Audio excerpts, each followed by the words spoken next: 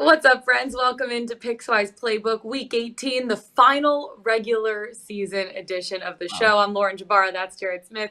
That's Tank Williams. It's presented by our friends at Superbook Sports. Tank, happy day. Happy Week 18. How are you today? Happy day. Happy Yeah, day. no, we're doing good. Happy day. I think everyone's just kind of processing what's been going on over the past 48 hours Mm, with Damar Hamlin, and so I think even before we get into the picks and the betting side of the show, we just want to kind of pay our respects to him, keep him in yeah. our prayers, keep his family in our prayers, along with his teammates and the Cincinnati Bengals as well. I know for a lot of people, it's really hard to fathom what happened on that field. I don't think any football player has ever experienced like someone having to be resuscitated via CPR on the field where someone's heart stops beating. So I think you can just see on the players' faces on the TV copy, like just how significant the issue was that they were dealing with. And I just think back to Mm, my college days. We had a game against the University of Washington where one of my teammates got tackled by a safety from Washington, and he injured his spinal cord. And it was like one of those deals where they bring the ambulance out on the field, and we know this guy is seriously injured. And he ended up passing away like 19 months later. And mm, that's something that lives with everyone still to this day. Like the first thing I thought about when I saw Damar Hamlin was just to reach out to my friend and just send him a text and saying that, I'm praying for Damar, I'm praying for T. Higgins, I'm praying for everyone involved. But I mean, this has been like 20 years down the road, and I'm still praying for him too, because I know that still weighs on him heavily. And so I think, the NFL is a business. We have games that we have to talk about this coming week. There's going to be mm. playoffs. The NFL guys, they need to get back to playing. We have a job to do. We have to talk about these games yet. I mean, I think it's just important that everyone knows that, DeMar is going to be and should be our primary focus as we kind of head into the meat of this week and as we continue to talk about the NFL moving forward, and that we just continue to pray that we continue to get some positive results and from the hospital on his path to recovery.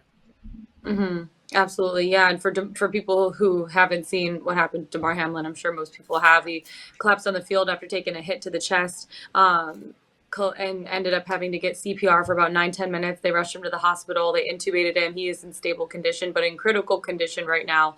Intubated at the hospital. A lot of fans went to the hospital outside, were praying for him. All of the players on the field, you obviously saw like what a scene that was. And truly, like, it puts things into perspective how much, it's a life that we're talking about. Like, yeah, we're watching a game, but a life is way more important than a game. And it was a devastating scene to see.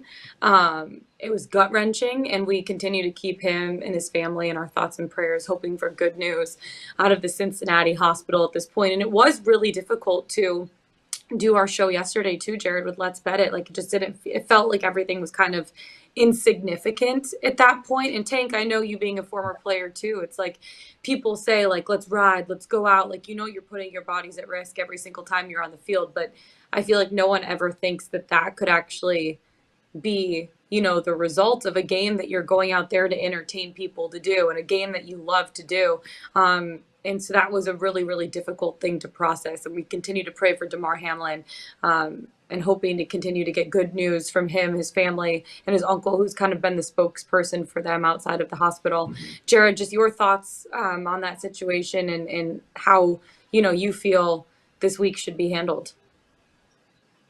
Yeah, Tank, I really appreciate you sharing that story. I didn't know that Hmm. about your history. I mean, I know that there's been incidents on the field before that have mirrored this, but this, I can't recall anything. So, yeah, Right. I don't want to make it about me or the prep that I'm doing this week. But obviously, it was not a normal week of doing the prep for this show, and the process of doing what our job.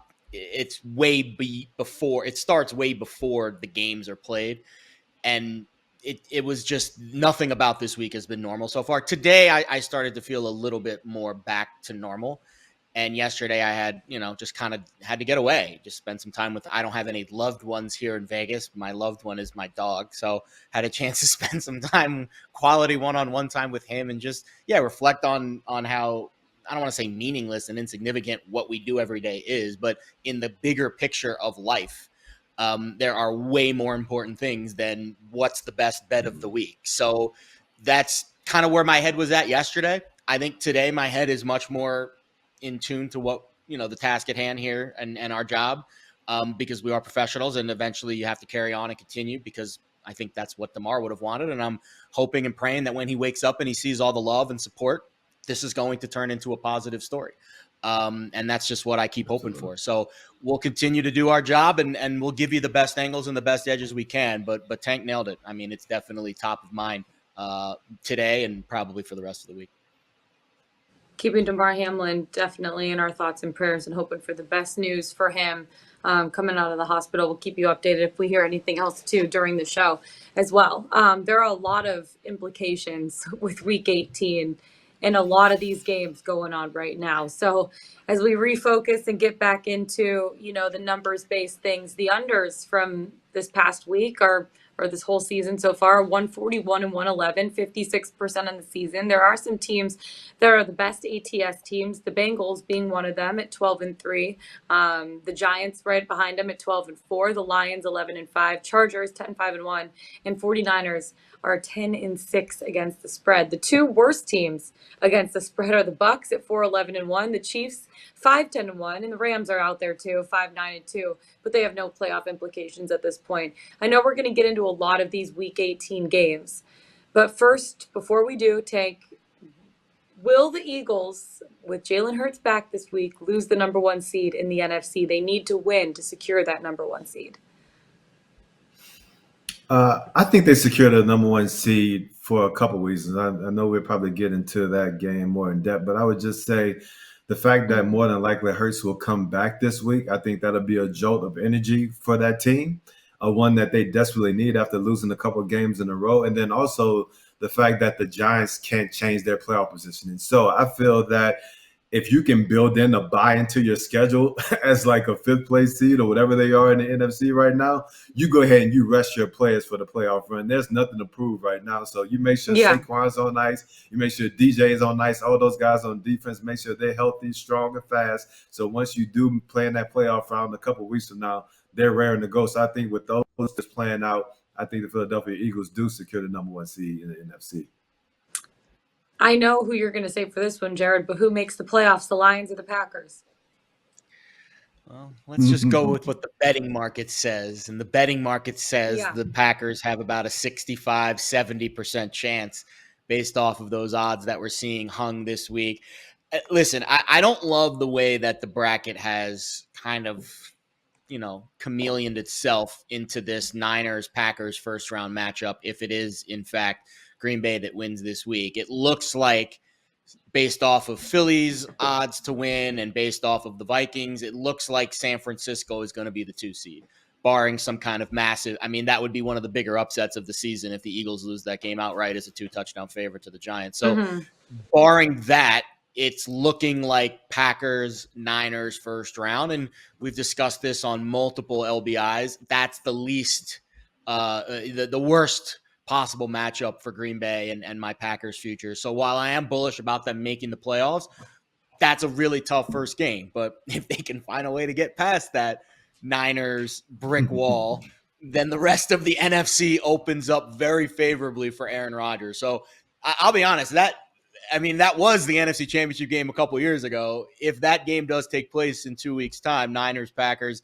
NFC wildcard game, I think that's going to be the premier game that you see featured on the playoff weekend television slate, because that one's got a lot of trimmings involved with it. Absolutely. There are so many games this week that I'm looking forward to that have playoff implications. Who's going to lock up the last AFC wildcard spot?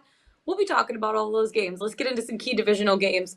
First of all, the Chiefs taking on the Raiders this week. The Chiefs 9.5-point favorites. That total is set at 51.5. It's a Saturday matchup this week, an AFC West showdown. And last week, Divisional matchup for the Chiefs against the Broncos. They got their 4th straight win. The Raiders lost in overtime to the 49ers. That was their 3rd loss in 4 games. Kansas City beat the Raiders in 16 of their last 19 matchups. They haven't lost on the road to them since October 2017. And during that span, Tank, the Chiefs have a plus 13.7 scoring margin and basically a 50% third down conversion rate. Do they take advantage of the Raiders and lock up their final win of the season, or is maybe 10 points, 9.5 too much to lay with them?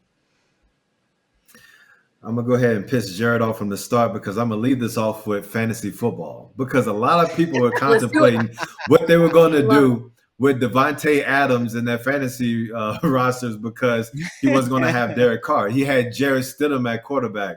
And Stidham only threw for 365 pass yards, 3 tubs. He had 2 interceptions, but they had 7 for 153 and 2 tubs against that San Francisco 49ers defense. Now, we know the way that you attack the 49ers is through the air that way, but the fact that Jarrett Stidham could get that done against the Niners, I mean, we need to say, if he could do that against the Niners, what can he do against the Kansas City Chiefs? Because the Chiefs haven't looked that hot on defense as of late. We've seen Russell Wilson actually cook about 2 times in a row against that Kansas City Chiefs defense. There have been other offenses that have been struggling that have actually had some success against the Kansas City Chiefs defense. And we know what Patrick Mahomes can do. He's been deploying an array of weapons, whether you're talking about Kadarius Toney, you get Scott Moore involved, Pacheco and McCann have been balling out. You still have Juju and MVS and all these other guys. Oh, and he has the best tight end in the league, Travis Kelce. So that offense is going to be okay.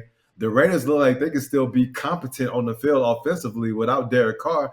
So I'm looking for some points to be scored in this one. We've always felt, well, at least I have over the past, these spreads have been a little bit too high for Kansas City. Like teams tend to play them close, and that hasn't changed over the past few weeks. So that 9.5, that looks like it's too big of a number for me. But I think more than anything else, I feel more comfortable playing the over because I feel like, hey, Jarrett Stidham could put some points up on Kansas City, and we already know what Patty Mahomes can do with the chance at possibly getting that number 1 seed in the AFC. Hey, let's light up that scoreboard. Give me the over. Well, the fact that the Chiefs are 5-10-1 against the spread, one of the worst teams in the NFL ATS this season, that says something with a lot of these double-digit or really high points that the Kansas City Chiefs are laying. The Raiders, though, they don't really have anything to play for at this point. They're going to miss the playoffs for the 18th time since 2003. But I do look at it, Jared, because Kansas City only beat Las Vegas by 1 point back in Week 5. Kansas City is the better team. Realistically, they shouldn't lose. But I think the over is a really good bet in this game, too. Like, you look at the Chiefs, they're the highest scoring team in the NFL, 29.1 points per game. And the over is hitting 6 of their last 8. Would you look at the total? Because maybe this point spread is a little bit too much to lay. Yeah, I was just doing a quick database here for Chiefs laying 7 or more this year. They're 2-6 against the spread. I mean, and again, they've been bad against the spread all year, so it shouldn't surprise you. But and I'm guessing if I widen that sample size to the last couple of years, since this Mahomes tax is being levied on us, the gamblers, I'm guessing that we would see similar numbers. There's a couple things. I'm glad we started with this game because this is one of the 2 games I wrote up for the site this week. My picks were Raiders and the over. So aligned there for sure. Let's start a little bit with the point spread because I think if you just do some simple line analysis, you can find some value with Vegas. They were a 7.5 point underdog in Kansas City back in Week 5. So if you give the Chiefs, which I would say the Chiefs have probably one of the best home field advantages in the NFL, let's just for the sake of argument give them the full 3. That would make it a 4.5 point spread on a neutral. And if you give Vegas, let's say 1.5 points for their home field, it's not great. Then you make Vegas a 3 point underdog in that game back in Week 5. If you just take all of the same market variables and you fast forward them to today, well, it's 9.5. So that's telling me that the Derek Carr, Jarrett Stidham difference is a full touchdown? No. First of all, Jarrett Stidham, that is no. That's more like Aaron Rodgers to Jordan Love type of move right there. That is not a fair move. Now, you could argue that, the Chiefs defense may be playing a little better. Maybe the Raiders defense playing a little bit worse. Obviously, motivation is a factor. But I think the Raiders are going to be motivated for this game. First of all, it's a home divisional game against the best team in the NFL, a team that they have played very, very tight games against over the last few seasons. The game in week 5 was an instant classic. The Raiders scored in the final minutes, went for 2, didn't get it, and the Chiefs ended up running out the clock, winning by a single point. So I think 9.5, while I'm not thrilled to take 9.5 and, I'll be scared most of the game against Mahomes, clearly there's value there. The over, I don't understand it. This series, 5-0 to the over in the last 5 meetings with an average combined score of 60.9 points. And in 3 of those 5 games, the closing total was higher than 53. So at 52.5, this is a go zone for me on the over. Stidham's numbers were fantastic against the Niners last week. He had the 4th highest EPA of any quarterback on the opening drive of the game against San Francisco all season long.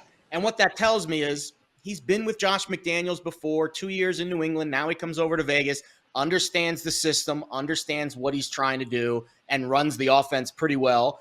The ADOT was one of the highest of the week, so clearly they're pushing the ball down the field, and clearly Devontae Adams is bought in. You heard the postgame comments. You saw how well he played. So I think there's a lot of positives with this Vegas team. I'm not saying they're going to win the game, but 9.5 and 52.5 seem like very fair prices for a dog over combination in this game. Absolutely. And I look at the Raiders too. The over is 5-1 in their last 6 games. And you look at the last 5 head-to-head matchups between these teams, they were averaging 59.8 points per game in each of the last 5 games. That's a total of 8 points over what the total is set at right now. So I feel pretty good taking the over. And 9.5 is a lot of points to be laying with Kansas City. Another game that has massive playoff implications because last week for both of these teams didn't mean anything. They could have won, lost, or tied, and it all comes down to week 18, and that is the Titans taking on the Jaguars this week. The Jags are laying 6.5 points. That total pretty low, set at 38.5 right now. It's the Saturday match for the AFC South crown. The Titans have spiraled. They lost their last 6 games. The Jags have been under trajectory. They're 5-1 in their last 6 games. The winner takes all in this one, and the Titans tank truly are a shell of their former selves. Ryan Tannehill out for the rest of the season. They're deciding between Malik Willis and Josh Jacobs. They're also averaging 13.7 points per game and 291 total yards per game over their last 3 games. That ain't great. Then you look at the Jags. They've scored at least 30 points in 3 of their last 4 games, and they torched Tennessee back in week 14 where Trevor Lawrence had 368 passing yards, 3 touchdowns. Do the Jaguars? I feel like the Jags win this game, but I mean, crazier things have happened in the NFL tank. Who do you think takes the crown of the AFC South? See, this one's tricky because I understand where your spidey senses are coming from. Trevor Lawrence and the Jacksonville Jaguars have been playing amazing ball for the past 3-4 weeks, something like that. Trevor Lawrence is the best quarterback in the AFC South. Travis Etienne looks like that dude at running back. We've already talked about over the past couple of weeks how the Jacksonville Jaguars have like an abundance of weapons on the outside. What are you talking about? Christian Kirk, Zay Jones. You have Evan Ingram at tight end who's been balling out. And so when you look at it from that perspective of Jacksonville's offense, like, damn, like Tennessee has their hands full. That being said, the Titans set out a bunch of cats against the Dallas Cowboys on Thursday Night Football, and it felt like a game where the Dallas Cowboys should have rolled them boys over. Yet and still, we were entering the 4th quarter, and the score was 17-13. Like the Titans defense stepped up. They were able to turn over Dak. They were able to make plays, and they were able to give Josh Dobbs a chance. Josh Dobbs, he's going to be the guy for Malik Willis again this week, starting at quarterback for the Tennessee Titans against the Jacksonville Jaguars. And so that defense stood up, and they kind of balled out, and they kept Tennessee in that game. And I think the Dallas Cowboys, even though they let Tennessee hang around, they're the better team than the Jacksonville Jaguars, even though the Jaguars beat them. But I still feel like the Dallas Cowboys are a better team. And so when Tennessee goes in there against a familiar opponent, they're a wounded dog. No one's expecting anything from them. Derrick Henry will be back for this one. Derrick Henry is the Jacksonville Jaguars kryptonite. So with all those factors playing in, like honestly for me, this is a game that I don't want to touch just because of the familiarity between these two teams, and I can see it playing out in a number of ways. I feel like Jacksonville should win this game, But would you really be surprised if the Tennessee Titans said that, hey, we're just going to lean on Derrick Henry, give him the ball damn near every snap, and then he runs for like 200-something yards. The defense steps up. They wreak havoc on Trevor Lawrence. Jeffrey Simmons is a monster, causes like a fumble. They throw a couple interceptions to Kevin Byard, and Tennessee walks away with an ugly win. Like, you can see that narrative playing out. And so since I can see that, this is probably a don't touch for me. Yeah, it almost seems too easy to lay the points with the Jags because the Titans are 0-5-1 ATS during the 6-game skid. They haven't covered since November 17th, which is pretty crazy. The Jags are 5-1 against the spread in their last 6 games. Jared, doesn't this just seem a little too easy? Similar to what people thought last week about taking the points with the Vikings? No, the Vikings, nothing is ever easy with the Vikings. It's true. So this is like a classic rest versus rust, right? Like, you've had the Titans that are kind of been playing, bad football for the last month and a half, and they basically sat everybody last week. And the Jaguars, listen, I didn't expect them to come into Houston and give us their best stuff. That was their best stuff. And I'll be honest, maybe Doug Peterson saved some of that for next week, right? I mean, they went into Houston and just absolutely sliced and diced the Texans. Part of that, of course, Houston isn't that good. But I was surprised to see the aggression, and pretty much Trevor Lawrence, that offense was humming on all cylinders. Houston gave up some points on the offensive end too with some turnovers, but it was not a pretty performance for the Texans. But I think you have to give a lot of credit to how well Jacksonville played. And the Jags are about as strong of a 500 team as you're going to get. They're a plus 50 on the point differential this year. And that's ahead of teams like the Ravens, the Patriots, the Lions, Chargers, Seahawks, Packers, obviously the Vikings, who are, a negative point differential as a 12-win team. But I think it's fair to say outside of the Big Six, which is 3-3 on each side, Bills, Bengals, Chiefs, AFC, Cowboys, Eagles, Niners, NFC, I think it's fair to put the Jags in that next tier as like the 7th or 8th best team in the league. The irony is I think the Chargers are kind of in that tier too. We're going to probably get Chargers, Jags in the first round of the playoffs. So that'll sort itself out really nicely if Jacksonville does indeed win this week. I don't really know what to make of Josh Dobbs. 4 turnover-worthy plays last week, bottom 5 in efficiency, negative 10% CPU. I mean, he played bad. But what's the bar for him? Because Malik Willis is first, and I don't know what the bar is. I think Derrick Henry has a chance to cause some damage here. He had 7 yards per carry against the Jags in the first game, but he fumbled twice. The offense had 4 turnovers in that game. They lost it by 2 scores. They gave up 36 points. The Jags defense hasn't been good this year, but they're much better against the run than the pass. They're 29th in DVOA against the pass, 12th against the run. I mean, that's like styles make fights.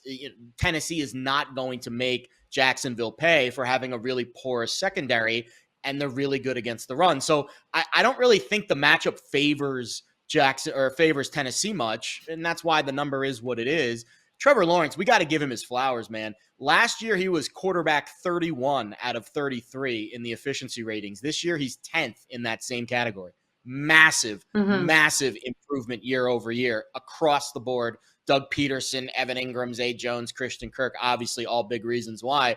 But give Trevor his due as well. The one final thing I'll say here, this is a very unfamiliar position for the Jags. They've only been a favorite 3 times all season. They are 1-2 straight up in those games. They lost outright as a field goal favorite to the Giants, and they also lost outright as a touchdown favorite to the Texans earlier this season. They, of course, beat the Texans as a favorite last week. So I don't know what to make of Jacksonville as this lofty of a favorite. I would not bet them at this price, but man, it's tough to see Tennessee really getting any sustained offense and being in this game. I do have some contract incentives in this game, which we'll get to later in the show, but from a betting perspective, side or total, I really don't have anything here that I like. The AFC South crown up for grabs. We'll see what happens this Saturday. Next up, we got the Browns taking on the Steelers. The Steelers laying a field goal here, and that total is set at 40. The Browns are coming off a 24-20 win over the Commanders, knocked them out of the playoff picture after the Packers won. Deshaun Watson probably had his best game since being back. He threw for 3 touchdowns for the first time in Cleveland. The Steelers had a fourth quarter comeback to beat the Ravens. Najee Harris had 123 yards, 1 touchdown. Kenny Pickett made some incredible throws in that game. The Steelers still have their playoff hopes alive. I know, although slim, albeit very slim playoff chances, they need to win, and they need the Pats and the Dolphins to either tie or lose to make it into the postseason. But they could still definitely be extremely motivated for this one, Tank. Do you see the Steelers coming out and finishing this regular season with a dub, maybe covering the 3 points that they're laying too? I was impressed by the Pittsburgh Steelers' performance against the Baltimore Ravens last week. I think over the past like month and a half or so, I don't know exact timing, but it may have been after that bye, something like that. They really have gotten their run game together, and they Yeah. rushed for Yeah. 198 yards against the Baltimore Ravens. And to me, I think that's what they're going to try to hang their hat on in this game against the Cleveland Browns. Like a lot of people probably anticipated, me one of them, that the Browns would just kind of lay it down last week. They really didn't have anything to play for against the Washington Commanders, yet they still go into DC and then get a win against a team that was vying for a playoff spot. So that to me says that like we're going to see the best from the Cleveland Browns in this Week 18 matchup against the Pittsburgh Steelers, especially because it's a divisional game as well. And so when you kind of comparing like how these teams match up, Cleveland Browns really bad run defense. Pittsburgh's run the ball better than they have all season right now. Cleveland also wants to be able to run the rock. Nick Chubb has struggled coming into that game against the Commanders, but he had 14 rushes, 104 yards. Deshaun Watson throws for 3 touchdowns. So I feel like that offense is finally starting to gel a little bit. And what do they want to do? They want to continue to ride that momentum going into the next year, because they feel like this year's the lost season. They've been surrounded by the Deshaun Watson narrative, and rightfully so, everything that happened with him. So this is their way to kind of end the season on a winning note and kind of change the narrative going into the offseason and head into next season. So I think Pittsburgh is going to get their best shot. And to me, with both teams playing that kind of competitive ball, I would like to lean the under more than anything else. I feel like the Cleveland Browns have just as good as a shot as the Pittsburgh Steelers that win this game. But I think with the way both of these teams like to play with the running game, that the passing games can be a little bit volatile here and there. The under is likely the best play in this one, especially since it's at 40 now. And earlier this week, it was at 38.5. Yeah, and the fact that the way that the Steelers defense has been playing recently. Another thing that I think of too, Jared, is the fact that Mike Tomlin has never finished a season under 500. Well, guess what? They're 8-8 right now. If they lose, this could be the first season that he finishes under 500. You know 100% he's going to have a solid game script ready to go. But I looked at the Steelers' defense over the last 3 weeks, similar to what Tank was saying. They're only allowing 13 points per game, which is 5th in the NFL, and 216 total yards, which right now is ranked 1st in the NFL over the last 3 weeks. They're also 18-1 straight up in their last 19 home games against Cleveland. So if a team feel like a trend, that's a trend for you. Would you trust the Steelers to get the win here at home to finish out the season? I don't think I would. And I think it goes back to a couple things. Well, so there's a couple parts of this game that are pro Pittsburgh. And I want to, I want to back up Tank's point about the bye week for the Steelers and how everything kind of changed since then. And I think narratively speaking, it makes sense. Rookie quarterback goes into the bye, team is struggling. Since the bye in Week 10, Pittsburgh has the 7th most efficient offense in the NFL and the 2nd highest success rate on the ground. They are being graded successful on 50% of their running plays since their bye week. The Eagles at 51% is the only team with a better running game since that stretch of time. So there has been a serious uptick in production from Kenny Pickett. I want to give a lot of credit to the offensive line. I think, and you know me, Mr. O-line, that's where it starts. I mean, how about this? Against the Ravens defense with a rookie quarterback and the season on the line, they allowed 0 sacks and 7 pressures on Sunday night against Baltimore. That is really impressive. Very impressive performance from the Steelers offensive line, which has been very intact all season long. When I look at the line here and I see it touch 3, that's where I kind of get a little scared because this is getting to the point where we're getting a little stretched on Pittsburgh. And I don't know about you guys, but I don't trust Matt Canada as far as I can throw him. So I feel like there's a lot of positive things for the Steelers right now, but they're still a very, I would say, overvalued team in this spot, considering where Deshaun Watson currently is, which I think is a couple of steps ahead of maybe where the initial narrative was on him. He looked great. He looked great last week on the road against a good defense, chucking it all over the yard. Amari Cooper clearly in his favorite target. And I think overall, this is a spot where I probably would go against the motivational narrative, because this line has moved 3 points in Pittsburgh's favor just based off of the quote, Pittsburgh needs the game and the Browns don't. And I don't know if the narrative here matches that up, because, man, these AFC North games, they don't lay down for these games. So I think this is going to be a really spirited Browns performance. And I think at 3, the value I think is on Cleveland. That doesn't mean I think Pittsburgh isn't capable of winning this game, but from a betting perspective, I just don't see any value laying a full field goal with the Steelers. Yeah, it's going to be interesting to see how this one plays out. Tank, I lean to your point. I kind of like the under in this game, even though it is set extremely low. It's gone 4-1 to the under in the Steelers' last 5 games, 9-2 in their last 11 home games, and Cleveland's last 6 games have all also gone under. So the trends favor you, my friend. Next up, we got the Jets. Sorry, Jared, eliminated from the postseason, taking on the Miami Dolphins, who really need a win in this spot. The Jets want to crush the Dolphins' playoff hopes. They lost their last game to the Seahawks. They're officially eliminated from playoff contention. The Dolphins, though, have now lost 5 in a row. 2-point loss to the Patriots last week. This game's a pick'em. The Dolphins are laying 1 point here. Teddy Bridgewater started that last game through a pick 6 in the third quarter, dislocated his finger. Not a great game for Teddy Bridgewater. At this point, guys, Miami's hanging on by a thread. They need to win this weekend, and the Pats need to lose to the Bills to secure their AFC wildcard spot. It's going to be tough with probably Skylar Thompson starting under center at this point, Tank. Do you trust a guy like Skylar Thompson? Because the good news is Miami still has Tyreek Hill and Jalen Waddle on the outside to get things going on the offensive side. Do you think they can cover a point spread or even win straight up in this game and clinch a playoff berth? I don't know if I trust either one of these teams, given what I saw last week.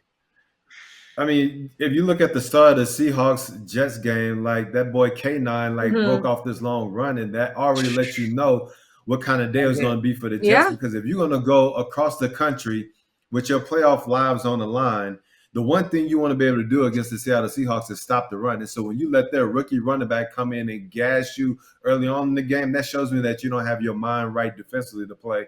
And then even though you have Mike White back, he has 2 interceptions. You have to be able to protect the ball in games like that. And so that shows me that they just didn't come out ready to play. And when you look at it from the Miami side of the ball, like you lose Teddy Bridgewater, it looks like he probably won't play. I think he has a dislocated pinky. He's going to have to test it out this week. But if Skylar Thompson plays, I mean, I'm really not looking for him to do anything much. Obviously, they still have Tyreek Hill. You still have Jalen Waddle. They weren't able to get it done against New England. Now, I will give New England credit for this. Like, they don't have any playmakers on offense, but that defense is one of the better playmakers in the league. When you have Uche on one side, you have Judon on the other, you have Duggar, who's been making plays and getting pick sixes over the past few weeks. You have one of the better safeties in McCourty. Even though he dropped the pick, he's still one of the better safeties in the league. So I don't think you're going to get that kind of test from the Jets defense based off what they showed against the Seahawks. But if they come to play and do what they were showing the majority of the season, they can have that type of impact on the game. So if they do have that type of impact on the game, then I would expect the Jets to win this one. But do I trust either one of these teams? Hell no. Yeah, I totally agree with you. And to be honest, the under to me seems like the best play because the Jets have really struggled to get any sort of offense going the last 6-7 weeks. And Miami, I mean, they haven't been able to really do anything offensively either, especially missing Tua and now probably missing Teddy Bridgewater. I don't know, Jared. How do you see this game playing out? Oh, this game is going to put me in early. I don't even know where to start. And actually, I do. So you're telling me both quarterbacks are a disaster. So where is this game going to be won, guys? Where are all in games the trenches, won? baby? There it is, baby.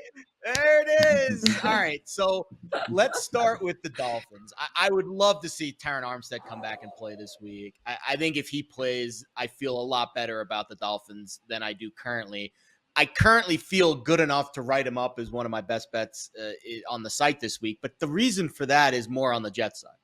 And when I look at the Jets side of the ball, the offensive line, I don't think they could have possibly played worse on Sunday.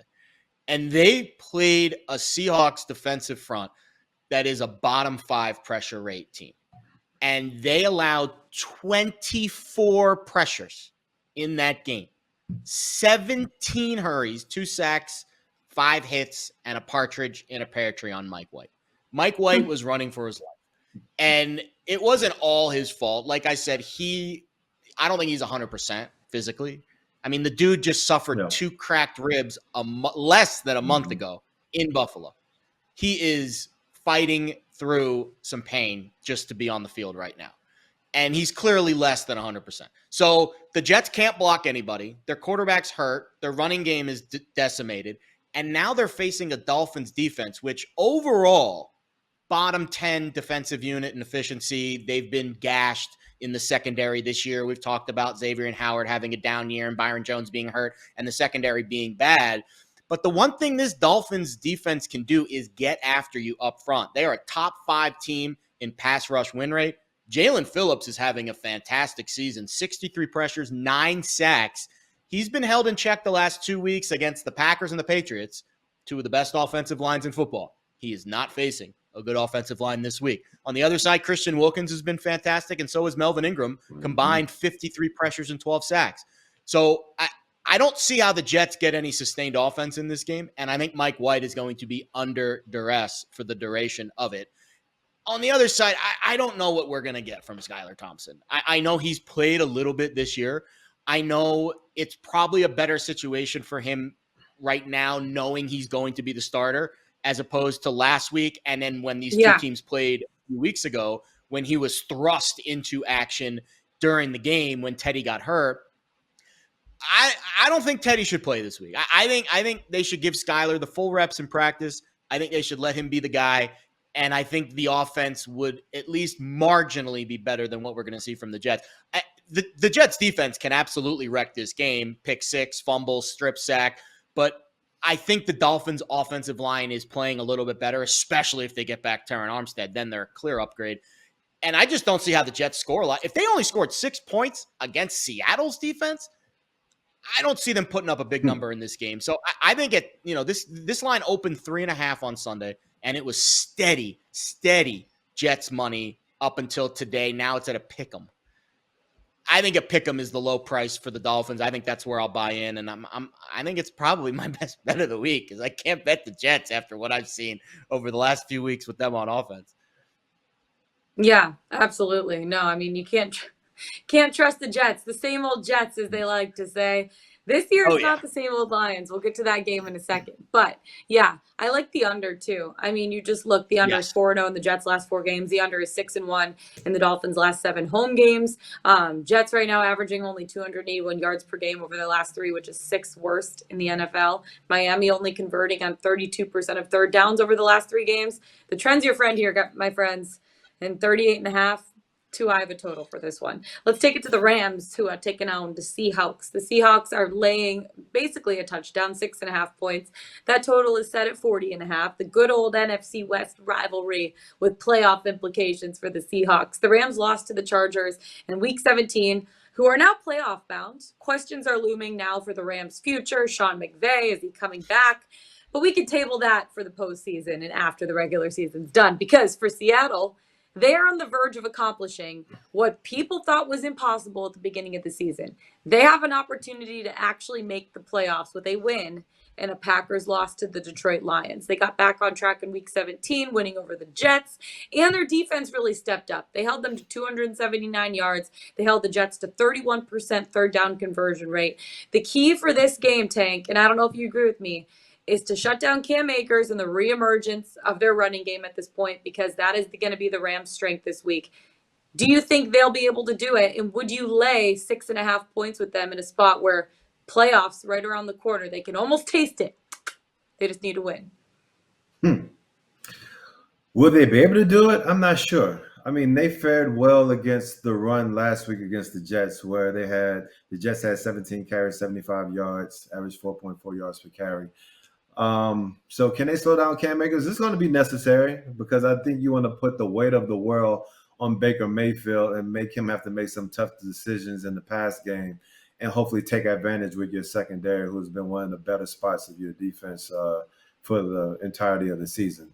But I think for me, I just want to flip it over to the Seattle Seahawks rushing attack. It came to life finally again against the New York Jets, and they need to get more of that against the Rams. Like, if you look at it, Yeah. Austin Eckler, he's an amazing back, but most of the damage that he does is through the air.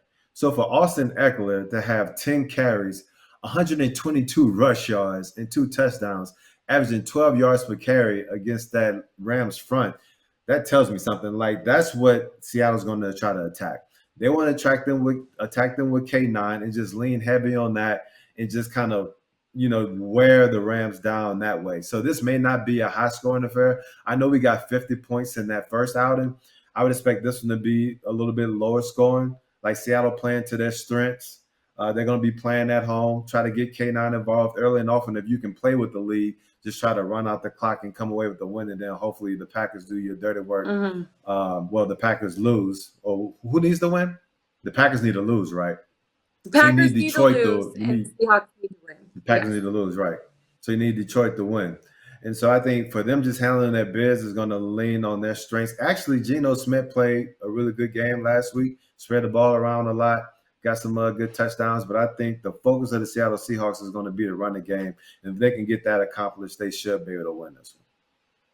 Yeah, they're going to be motivated. They're going to be hungry going up against a shell of the LA Rams team that we saw last season at this point. Jared, who do you think comes out on top? Yeah, this is another one of those games where we can directly quantify what the sports books are, putting at motivation. It's about 3.5 points. Line open 4, immediately bet up to 6.5 on Sunday. So clearly about a field goal here is where the motivation quantifier comes in, because let's be honest, these teams just played 4 weeks ago in LA, and the Seahawks were a 6.5 point favorite in that game with John Walford under center. Now it's Baker Mayfield. I would say Baker's an upgrade from Walford, but how much of an upgrade? So my guess is the line's about fair here. I think if I had to pick it, I would take the points, and that's just because Seattle, hasn't fared well as a favorite this big all year. They're 1-3 against the spread. And again, the biggest one being that Rams game a few weeks ago where they almost lost outright. They needed a Geno Smith comeback in that game on the final drive to win that one. So they haven't fared, and the last time they were a home favorite was against Carolina, and they got run all over, and they lost the game by a touchdown, and Carolina scored 30 points in that game. So again, at this point in the year, because the teams that have everything to play for are kind of the middle tier teams fighting for that postseason spot, and they're facing a lot of bottom feeders, they're being upgraded on the ratings because of the motivation, but it's really hard to quantify motivation. And do not tell Bobby Wagner this game means nothing. I mean, get lost with that narrative. This dude would give up a limb to beat the Seahawks in this game. We saw it a few weeks ago against the when these two teams faced each other. I mean, it was a heated game. It had a lot of starch to it. So I think this game's going to be hot.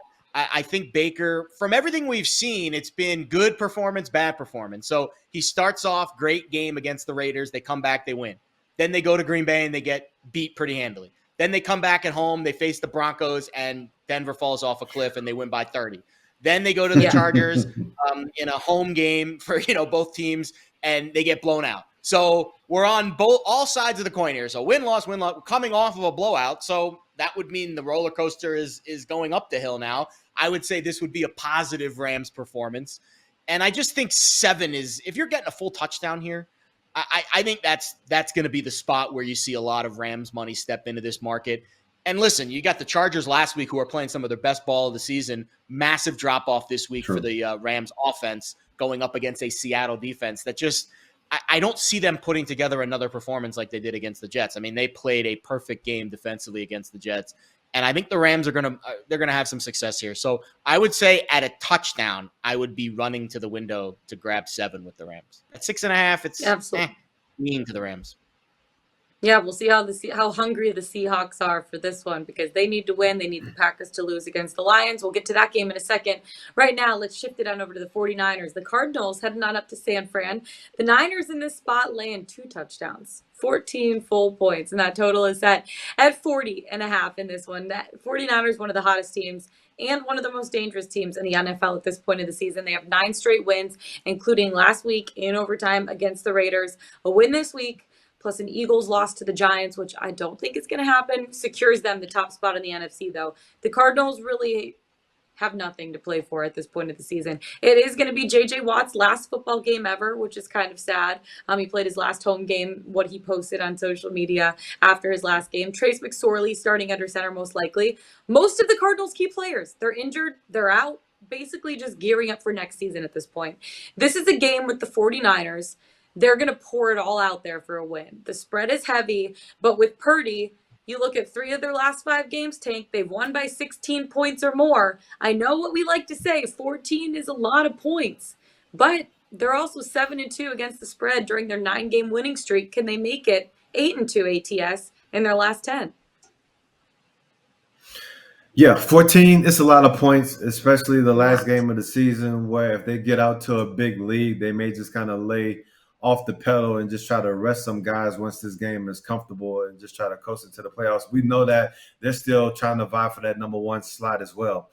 But they're not going to have too much to go up against when you're facing the Arizona Cardinals. I think it was Schefter that announced today that David Blau was going to be the starting quarterback for the Cardinals.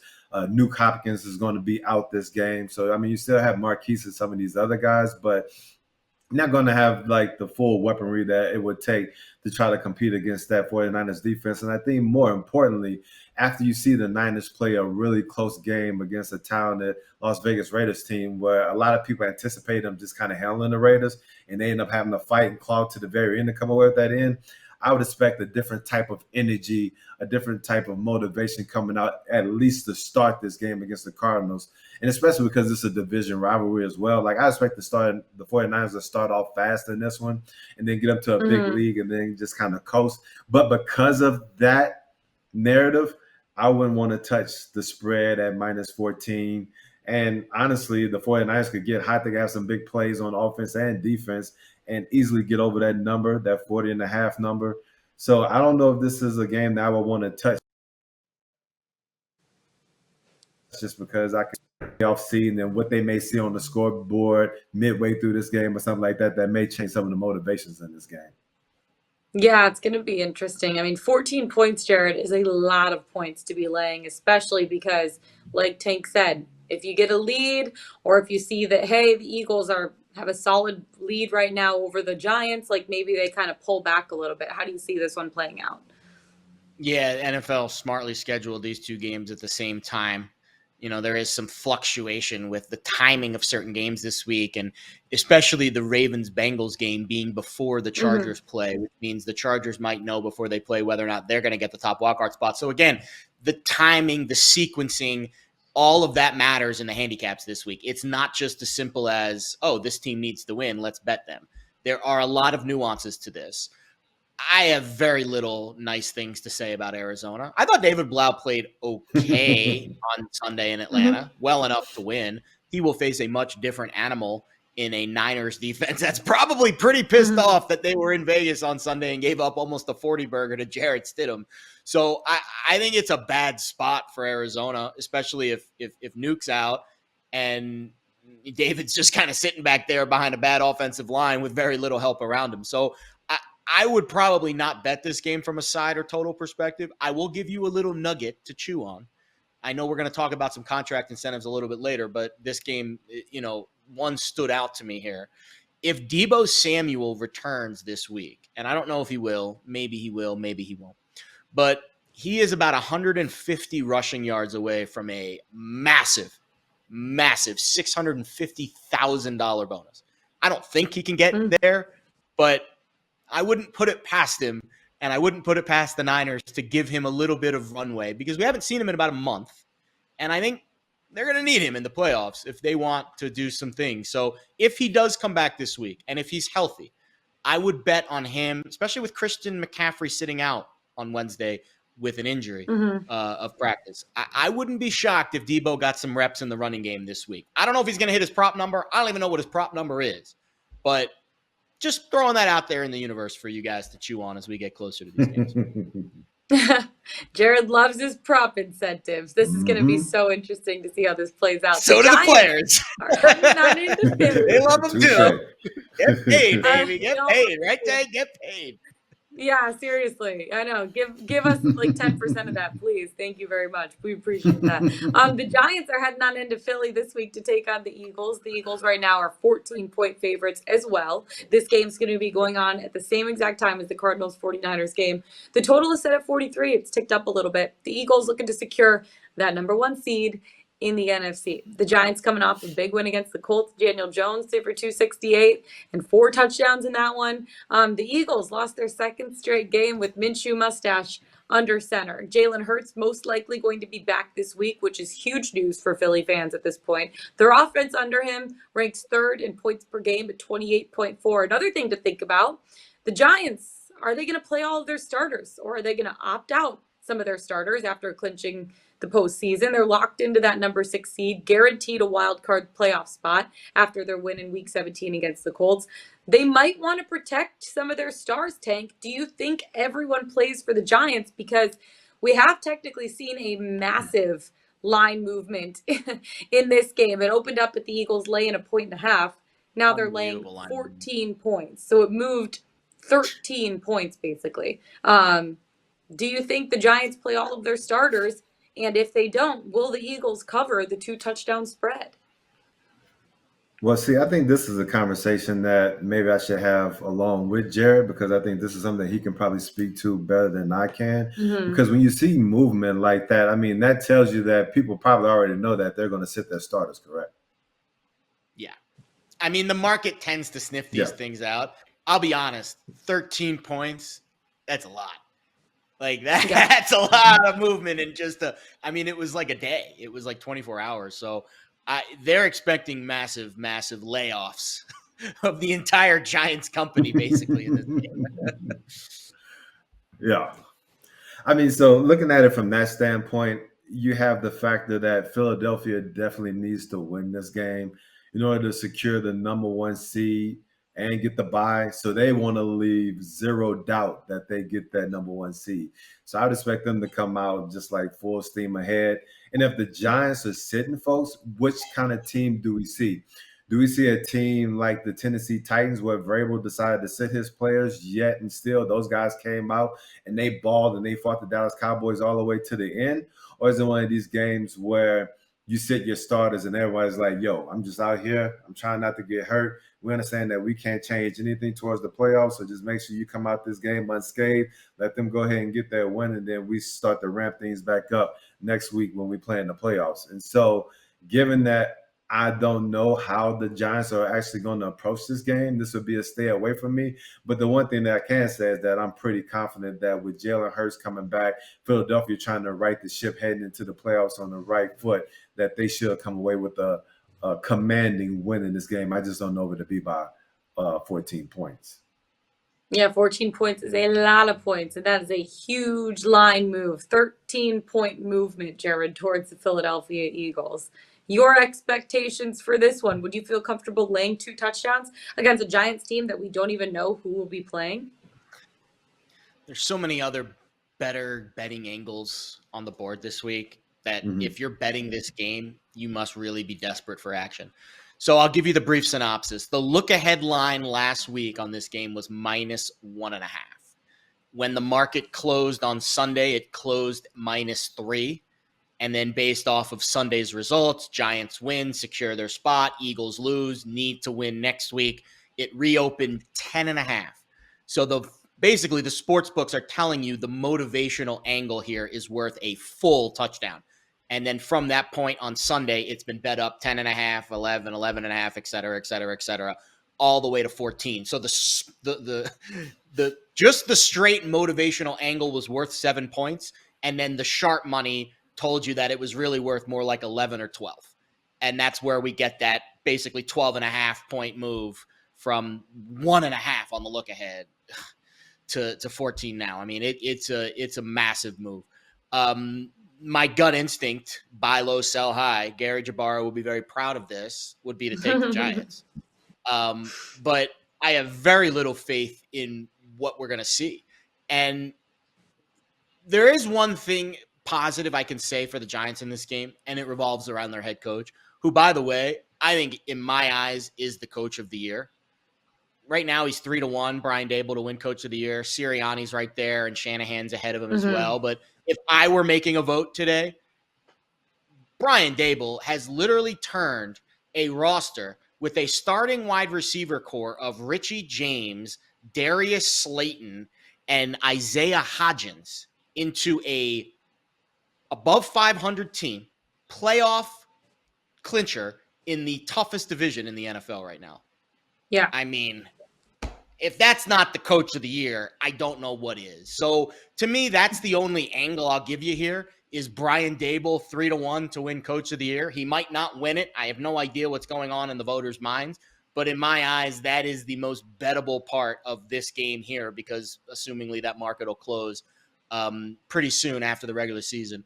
And I'll give you, we used to play this game on the show, LBI, red flag or deal breaker, right, Lauren? I'll give you a red flag about the Eagles right now. Their defensive line is starting to suffer through some attrition. Josh Sweat, unfortunately, was carted off the field on Sunday. The guys that we've used, they brought in, Joseph and Sue, have been okay, but not dominant. Sue's been Joseph's been okay in the run. But if they lose Sweat, they get a little more thin at the edge rusher spot. And I don't think it's going to matter for this game. But going forward, if Jalen Hurts doesn't get back up to speed quickly, and that pass rush is a notch below what we saw over the last month, I don't really think the Eagles are a contender for the Super Bowl in my eyes. I think they're a team that probably wins a playoff game and bows out maybe in the second round or the championship round. So long term, a lot of upside with Philly, but I'm starting to see some red flags pop up on their long term prospects for this season. Wow. I don't know what just happened to my camera. I got that so was a red flag right there. Right?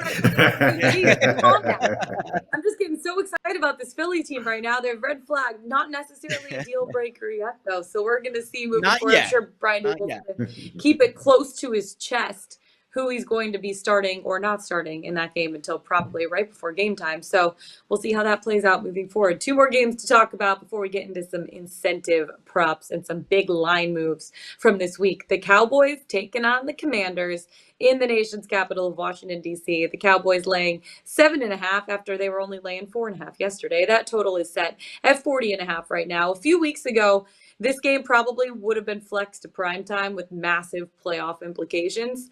Not so much anymore after the Commanders were mathematically eliminated last week with a loss and a Packers win. This is good news for the Cowboys. There's really nothing to play for the Commanders at this point, and they still don't know who's going to be starting under center this week. Is it going to be Carson Wentz, who loves throwing those deep ball interceptions in clutch moments of the game? Is it going to be Taylor Heineke, who has the support of the city and the team, but he's turnover prone as well? Will Sam Howell make his first start? Who knows? The Cowboys took advantage of Washington in week 4 with Cooper Rush. And good news for Dak Prescott. He's 9-1 in his career, Tank, against the Commanders. They're going to be motivated because they do need to keep their NFC East and number 1 seed hopes alive, and they need to get a win to be able to do that. Would you trust, though, laying a touchdown and a hook against a Commanders team that we don't even necessarily know who's starting under center this week? Well, I love the setup, LJ, because we got the drum roll. Thank you. The Commanders are going to roll with Sam Howell at quarterback for the finale against the Dallas Cowboys. So that decision was just made earlier today. And it's really hard to determine what's the motivation for the Washington Commanders. Like, you had an opportunity to play for a playoff spot last week against the Cleveland Browns at home, and you dropped the ball. So, I mean, I could kind of bark up this narrative like, hey, even though they lost last week, there's nothing more that they would want to do is like Dallas Cowboys. That's a division rival. You always want to play those teams close. And say, for example, Dallas had an opportunity to get the number 1 seed and you prevent them from doing that. Maybe you kind of head into the offseason with that on your back. But just can't trust the Commanders. Like, Can't Mm-hmm. trust them to be competent on offense. You can't trust, I think, at this point, the coaches to make the right decisions because I really didn't understand. I know that Taylor Heineke had some turnovers against the San Francisco 49ers, but hindsight is always 2020. But I mean, all of y'all have seen it. Like, there's no way you felt that you had a better chance at winning with Carson Wentz over No Taylor way. Heineke. And so, Mm-hmm. and I think the team knows that. And I think you saw that from the team in that game. Like, obviously, it's not the team throwing those interceptions, it's Carson Wentz, but there's probably some other things that come into play, maybe from the defensive side of the ball, where they see Carson Wentz is turning over the ball and like, man, here we go with this again. Like, and they just don't give it their best effort. And that's how Yeah. you end up seeing Deshaun Watson having his best game of the season. That's how you see Nick Chubb running for over 100 yards because it's like, all right, we don't have faith that this guy at quarterback. And because the coaches have faith in putting him in the game, we don't have faith in them either. And maybe that's why we saw the Washington Commanders lay down. And so, I mean, we probably can anticipate them laying down once again, even though they shouldn't against their division rival, the Dallas Cowboys. But just to kind of back this all up and look at it from another macro level, we talked about all these different narratives and trying to figure out the motivations of these teams. We understand that the Dallas Cowboys have an opportunity to vie for that number 1 seed. We know that more than likely they're going to win this game, but by how many points, that's yet to be determined just because we don't know what motivations they'll have in the second quarter, in the third quarter, as some of these other games are playing out. So with all that, I would probably kind of stay away from this one. But Mm-hmm. I'm hoping that the Washington Commanders at least just put up a damn fight, especially with that performance that they showed against the Cleveland Browns. Like, that to me was embarrassing because, I mean, our whole goal is to try to win the Super Bowl, which means that our number 1 priority is making the playoffs. And when you have an opportunity like that sitting in front of you and you lay it down like that against the Cleveland Browns, who had nothing to play for, I mean, man, that's just a stain on your franchise that's going to take more of an offseason to get rid of. Absolutely. I know. It's crazy, Jared, when you see the look ahead line on December 27th was the Commanders laying 4.5 points. Now the Commanders are getting 7.5 points. I mean, that line moved heavily in this game pending results of week 17. What are your expectations for the Commanders in this one? It is Sam Howell's first career start. Maybe he comes out hungry, wants to prove himself here, but at the same time, we don't really know what to expect. Yeah, you're right. We don't. Now, the one thing we can expect is the unexpected, because that's the unknown of a new quarterback that we have no priors on. And what I mean by that is higher ceiling, but also lower floor, which makes things very difficult to gamble on. Because I want a range. I want to know that I think the Commanders are going to win or lose this game by, let's say, a 3 or 4, 5, 6 point range. With Sam Howell, he could come out and look great. And there's no tape on him. And, you know, Washington's got some weapons, and we don't know. We haven't seen him. We do not know. We are guessing if we think he's going to come out and play well or not well. The one thing I do know is, of all of the lines this week, this one was the biggest mover. So it closed on last week, 4.5, and then reopened 7 on the other side. 11.5 points is what the quantifiable motivational angle is here. And it's both sides. You add motivation to Dallas because they can get the number 1 seed. You subtract motivation from Washington because they got eliminated. So it's like you know, when you're playing Sonic the Hedgehog and you go through one of those like turbo boosts, like that's what the accelerator did here with Washington falling out of the playoff race on Sunday and Dallas staying alive for the number 1 seed. It was a double boost, double shot of motivation on this point spread. So it makes things very difficult to really grasp and really find any value. I will say this, since Howell was confirmed as the starter about 2 or 3 hours ago, seen a little bit of a move towards Dallas, and it's through that key number of 7 now. So the market downgrades Howell a little bit from Wentz, as hard as that may be to fathom. But again, I think it's a higher ceiling, lower floor scenario, and I don't really see any value here on either side. The one thing I'll close with, and this is, I think, a good summation of Washington's season. After the game, Ron Rivera was asked about, well, if you get eliminated tonight, you know, do you start Howell next week? And he looked at the reporter like, wait, we can get eliminated today? Mm-hmm.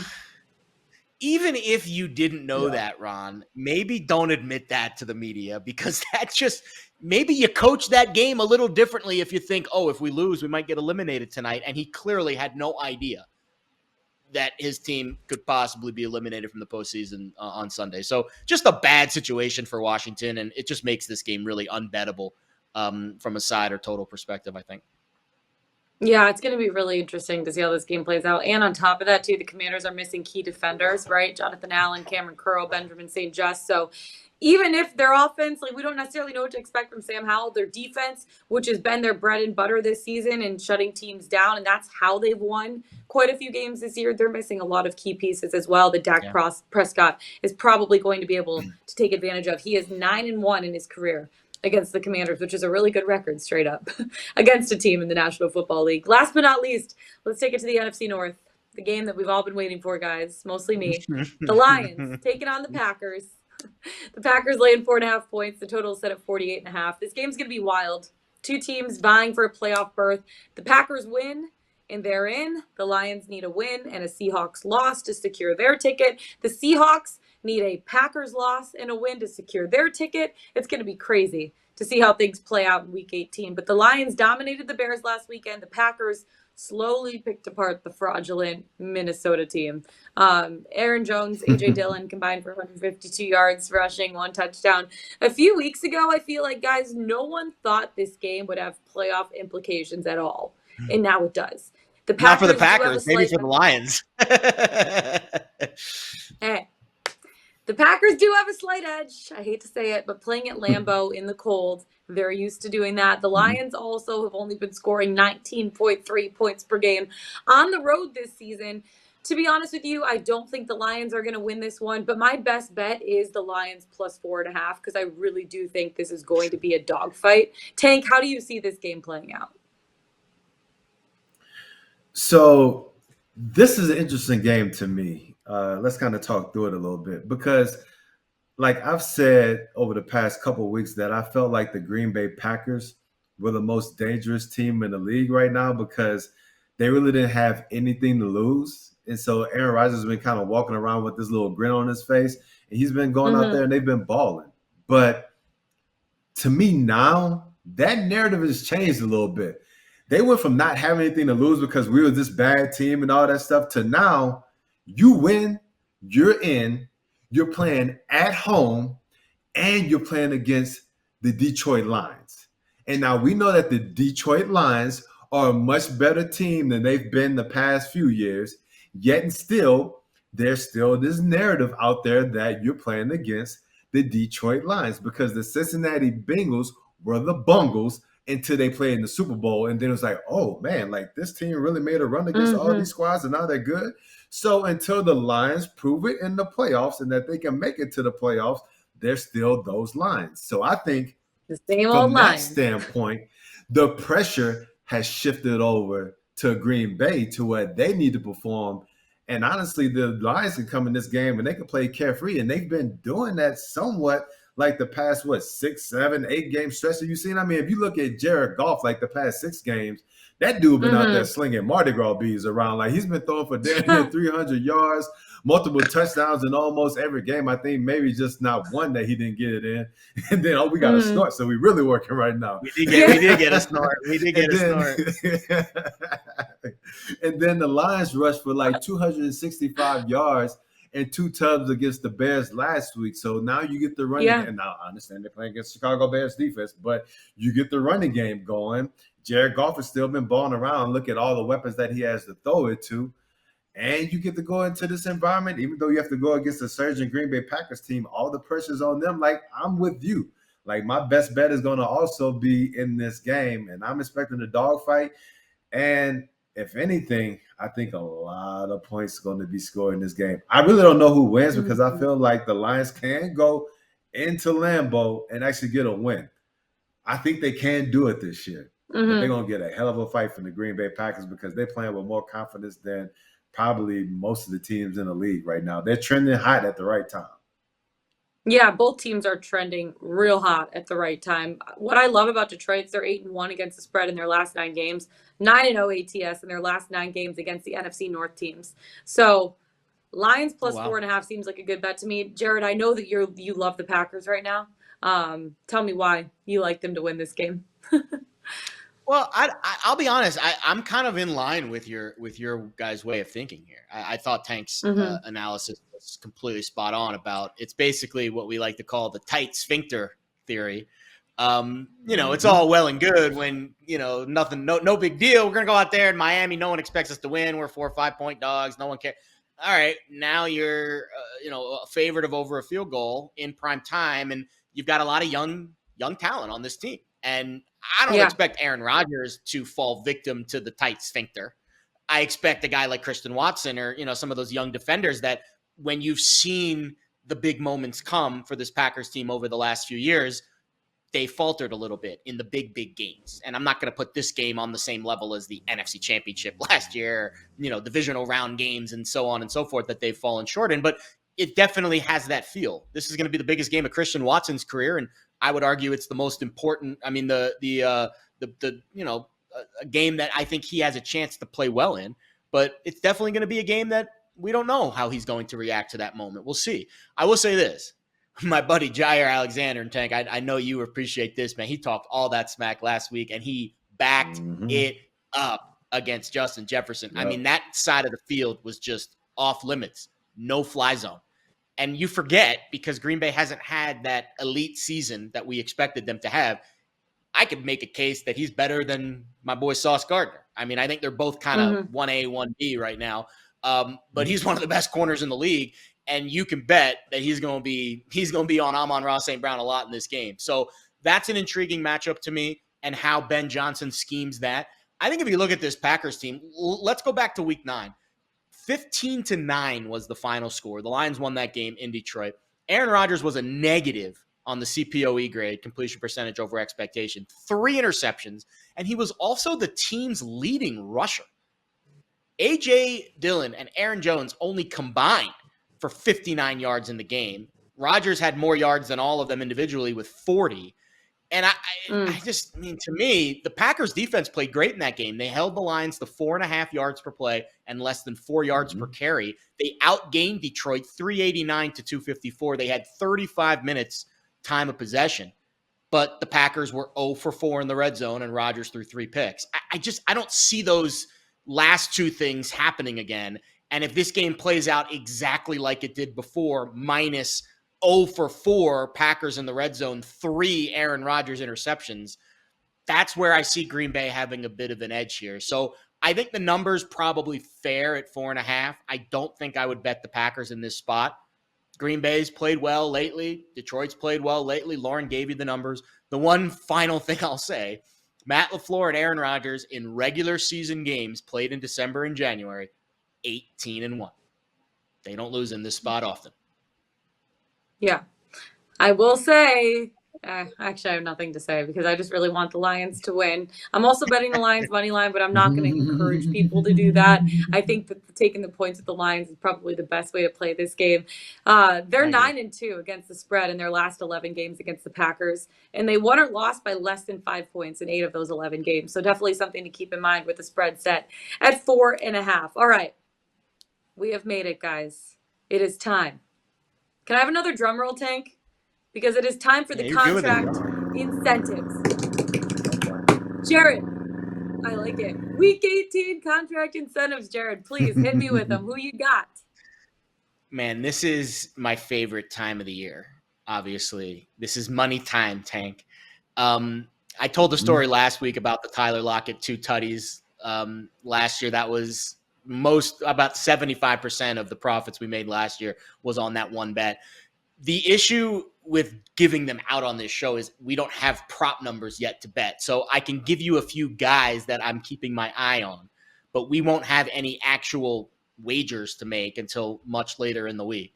I'll start on Saturday because the Jaguars, I don't know if it's just how they structured their contracts, but every single pass catcher on the Jaguars, Ingram, Jones, Kirk, all have escalators in their deal at certain numbers. So I don't know which one I'm going to bet just yet because, again, we don't have numbers yet, and I have to analyze where their goal is compared to what the number is that we can bet. But all 3 of their pass catchers are on my radar this week. I will also tell you that Isaiah McKenzie is on my radar for this week. Khalif Raymond on my radar for this week. Gerald Everett, DeAndre Carter, all on the radar for this week. Again, we will drop a column on Friday detailing all of the numbers and how I'm going to bet it. But in terms of money at stake, those guys are at top of list. I will also give you Patrick Mahomes. He is 430 yards away from setting the NFL single season passing record. He averages about 320 yards against the Raiders throughout the course of his little stretch here that he's been the starting quarterback of Kansas City. I'm not saying he's going to get it, but his passing yards prop will be significantly below 430. And I wouldn't be shocked if they leave him in the game just a little bit longer to give him a chance at that record, if that is the game script that plays out in the Raiders-Chiefs game. We already think there's going to be points. We all like the over. So that's where I'm at right now in terms of players on my radar. Again, on Friday, I will drop the column, maybe late Thursday night, depending on when the prop numbers come. It's not as simple as, oh, this guy's got money to play for, let's bet on him. There are some nuances. The one nuance is the expiring contracts, because sometimes, and Tank, I'm sure you know this, when there's a bonus to be made, if the contract extends into the next year, there might be some back alley deals that get made. Hey, I might not make the bonus, but we'll exchange a roster bonus or whatever. So guys that are on expiring contracts are even more valuable. And there is one guy that I'm not going to give out on the show because I want to try to pump up the column that is playing this week. That is right around where his number is, with an expiring contract that I think is like a 4 or 5 unit wager if we get the right prop number come this week. So I'll be honest, if I just bet this week, I'd win forever in the NFL, but unfortunately we have to bet the other 17 weeks too. But this has the chance, depending on what prop numbers we get, to be a very, very profitable week, not only for the guys involved, but also for us as well, betting these numbers. I like it. Jared's favorite week, contract incentive week. You love to see it. Before we get into our best bets, Let's Bet It is presented by our friends at Superbook Sports. Make sure to go to superbook.com or download the app today. And this season, we are all rooting for safeties. That's because Superbook will give you a $50 bonus on each safety scored this season. Just place a $100 pregame bet on any spread or any total. And if there's a safety scored in any game on Sunday, you, my friends, get a $50 bonus. Make sure to visit superbook.com for terms and conditions. All right, Tank, we're here. I'll give you another drum roll. Your best bet of week 18. Okay, here we go. That had some soul to it. My best bet. So, yeah. So we already talked about this Green Bay Minnesota game, and I really like that one. But I like that we talk through a lot of games, and then sometimes you can kind of change your opinion on things, because even though I still really like that game, and I can see Detroit and Green Bay scoring a lot of points, I'm going to go to the one that we also just mentioned. Kansas City at Las Vegas. Ooh. Give me the over 52.5. I mean, because look at it like this. If you want to have your best odds of going over, we know that Green Bay defense has been playing well. We know that Jair Alexander, he's kind of stepped up. He's been able to take away the most dynamic wide receiver in the league. Tell me this. If you're looking at this Kansas City defense who's let Russell Wilson cook on them a couple of times in a row, we already know what you could do against that Las Vegas Raiders defense. There's zero resistance for both of these offenses, which means that we have an easier path to a lot of points. So when I'm trying to gauge between Minnesota Green Bay and Kansas City Las Vegas Raiders, the smart money will probably trend towards Kansas City Las Vegas. And even though we have to deal with a few more points in this one, I like my odds of getting there slightly better than Minnesota Green Bay. So give me the over on this Kansas City at Las Vegas.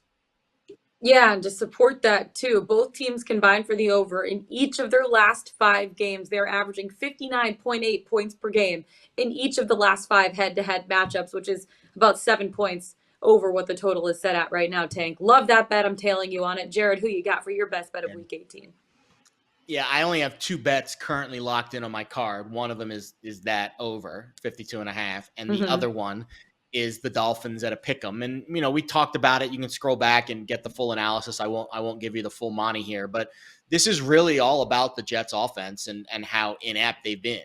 It's the Mike and Mike show. Mike LaFleur, who is, I really hope the Jets make a change at that coordinator position in the offseason.